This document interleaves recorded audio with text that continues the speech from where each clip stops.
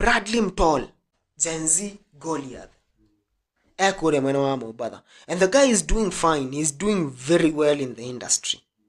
In fact, he's one of those people who has risen within a very short period of time to becoming one of the biggest sought after influencers in the country. Na athaicie Mombasa. No hena za ndani. Mamu wao aroiga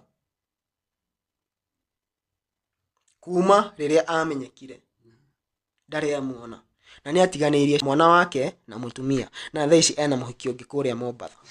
So unfortunate. Bradley hata saizi ningipiga simu yangu ashiki. Wale manager wenye wa manager akona wawili wamemshika tu. Si rahisi anipigie simu. Juu kuna juzi nilimpigia Monday. Tukakorofiana na yeye kabisa. Hata hakutaka niongee sana.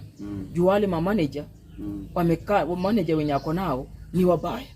Hawataki hata ule mtoto aongee na mimi. Hawataki hata ule mtoto anipe kitu. Nilikuwa narudi. Wakati mtoto alitoka Mombasa mara ya kwanza, hakuna siku alikanyaga penye naishi. Bradley Mtol, go back home. Shokana moshie. Shokana moshie Bradley Mtol. Shokana moshie. Otigete ciana mwana na mutumia estro akona na kahiki kuria Mombasa. We agree that we na management njega muno ya director Trevor. Tunakubaliana ndio etimo Gikuyu. Tunakubaliana ya kwamba na eti na kwamba uko na management kubwa sana ya director Trevor, lakini rudi na nyumbani. Rudi na shokana moshie. Rudi na nyumbani ukute bibi yako na mtoto wanateseka ilhali wewe una trendi. So unfortunate. Mimi sijui naweza sema aje kuhusu hiyo story. Jana tuliongelea story ya ule mwingine anaitwa Isaac. Na Isaac ilibidi amerudi Ocha. Kwa hivyo ona wewe Bradley, kama hutaki kurudi na nyumbani utarudi by force. Na alipewa nyumba, alilipia miezi 3.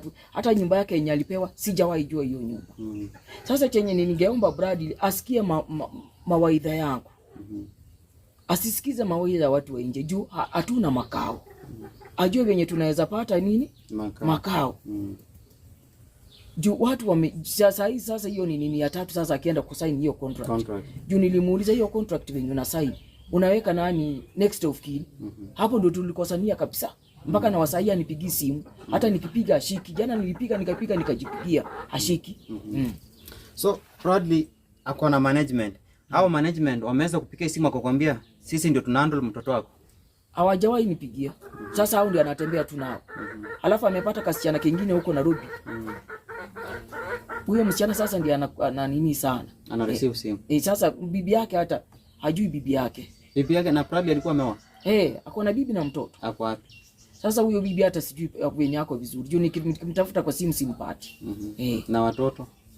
Ako na mtoto, ako na Bradley ako na watoto wangapi? Kwa sababu niona ako na mtoto mmoja. Sita hivi ama kwa show fulani nyingine akisema kwamba ana watoto. Ana watoto wangapi? Ako na mtoto mmoja msichana. Na ningependa tu kuambia huyo msichana ajue mama ya Bradley mimi niko. Ndio niliteseka na Bradley. Asijiweke sana, amwambie akumbuke mama yake. Ajue mama yake mimi niko, nitakana pia mimi nikule.